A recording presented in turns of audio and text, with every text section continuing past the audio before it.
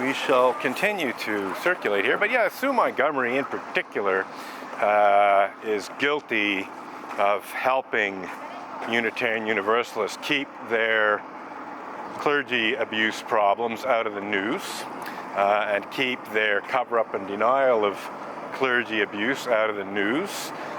So Sue Montgomery, as far as I'm concerned, is not only complicit in the Unitarian Universalist Association's misuse of blasphemy law and the Unitarian Church of Montreal's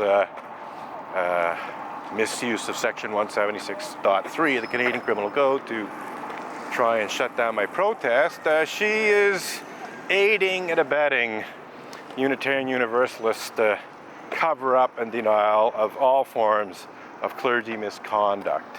I should add that even as far back as December 2000, that I had added clergy sexual misconduct and UUA failure and refusal to deal responsibly with it to my protest. Although I wasn't myself a victim of sexual misconduct, the misconduct was of a non-sexual nature. It was verbal abuse, psychological abuse, slanderous and libelous attacks on me, other abuse of power.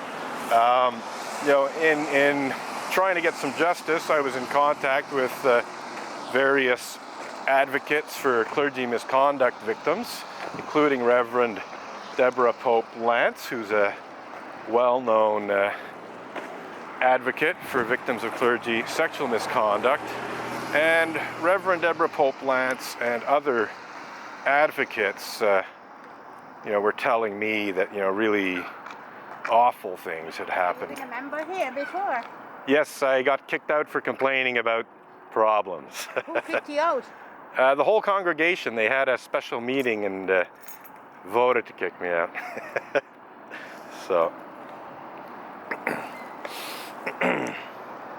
anyway, getting back to things, if I can remember where I left off,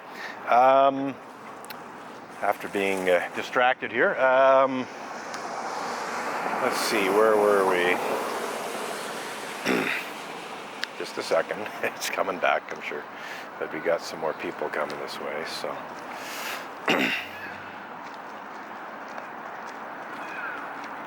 Oh, a Trudeau salute, thank you, sir. Yeah, you know what? You are a fool if you think... How long you can live? What? You're not worried about the afterlife, are you? No, actually, it's Unitarians who misuse blasphemy law to hide rape who aren't worried about the afterlife, buddy.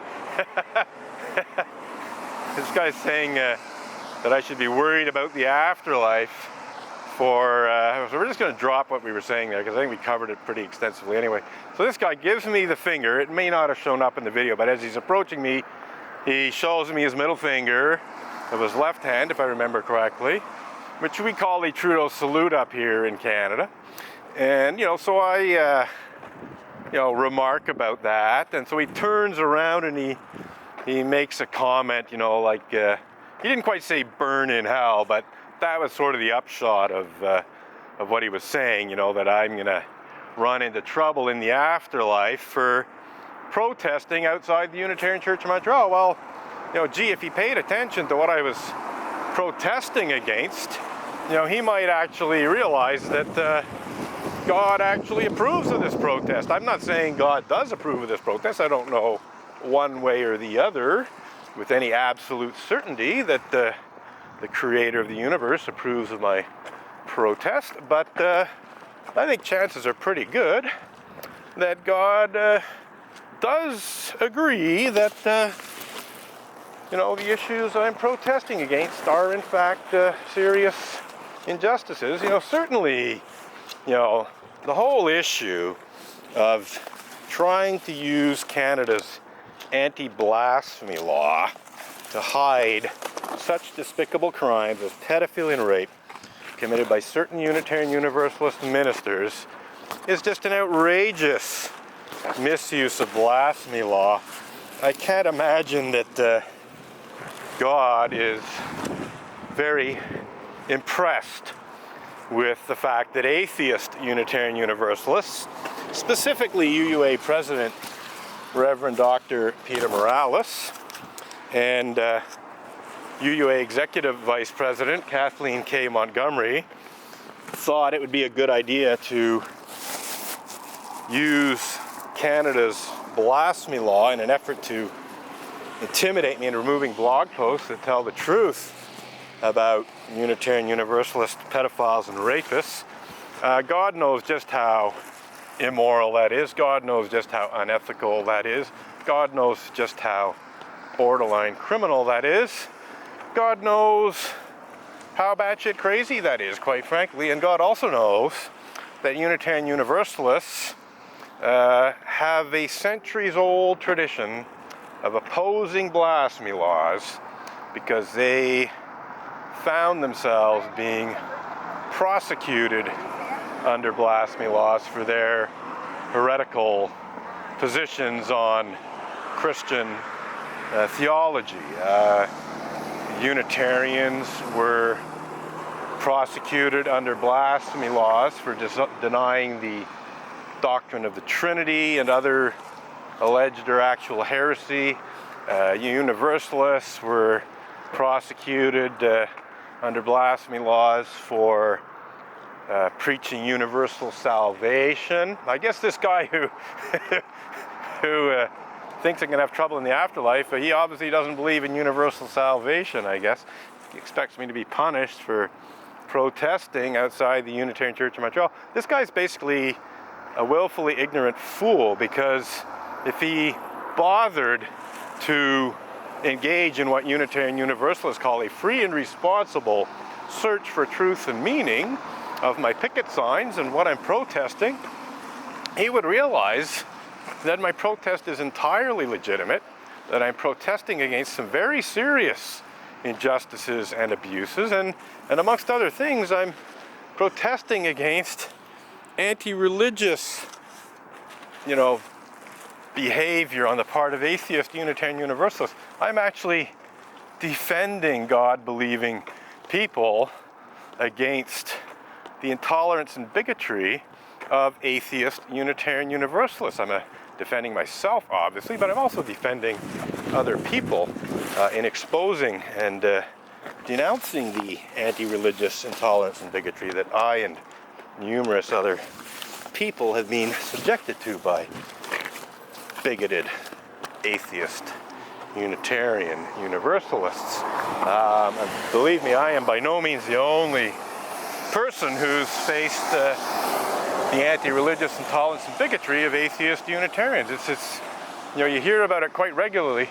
This basically happening all the time, or at least it was. I think it still is. I think it may have diminished somewhat, because I think at a certain point the Unitarian Universalist Association did realize that this anti-religious bigotry and so on was basically a stumbling block in terms of gaining membership in the United States and Canada and elsewhere. And so I think they did make some effort to try and discourage it. But honestly, I still hear about it. It's still going on. I've seen some pretty obnoxious anti-religious intolerance in recent years. And another thing is I really don't see the Unitarian Universalist Association directly addressing this issue in recent years. I think there might have been an effort, some years ago to try and diminish it, but in recent years, in the last, let's say, basically since, now I think about it, it's closer to 8 years or so, because since Reverend Dr. Peter Morales was elected as the president of the Unitarian Universalist Association, I've seen virtually no evidence of the Unitarian Universalist Association trying to diminish the anti-religious intolerance and bigotry. In fact, Reverend Dr. Peter Morales insulted Christianity and Judaism and Islam and a variety of other older religions in his stump speech announcing his candidacy for president. So he's a bit of an anti-religious bigot himself. So we're coming up to the end of a half-hour segment of video, second half-hour segment. So we're probably not going to continue too much longer. I have a few other things I want to do, and I intend to do them. But we certainly got the, covered essentially the entry into the Unitarian Church of Montreal quite successfully from approximately 9:45 until 10:30. So it was a good 3/4 of an hour of protesting that occurred before people entered the church for the service, and of course there's still the stragglers that are still showing up. We got some good visibility in terms of the public. So I'd say altogether a pretty successful protest this morning. Unfortunately not possible to put down chalk slogans thanks to the wet sidewalks, but we did a little protest on Friday, on Good Friday, in which we were able to put down a couple of chalk slogans, and they actually lasted more than 24 hours. They were still here Saturday. I suspect they may have only just got washed away in the rain overnight. So anyway, I just find it hilarious that this guy, coming into the church, gives me a Trudeau salute, and then suggests that I'm in trouble with God for protesting outside the Unitarian Church. It's always a good morning when I'm accused of blasphemy by atheist Unitarians. It's a huge feather in my cap. So every time someone says good morning or whatever, I tend to respond that way just to let them know how much I'm thoroughly enjoying being accused of blasphemy by atheist Unitarians in the 21st century. Really, what a huge, unique honor and privilege that is.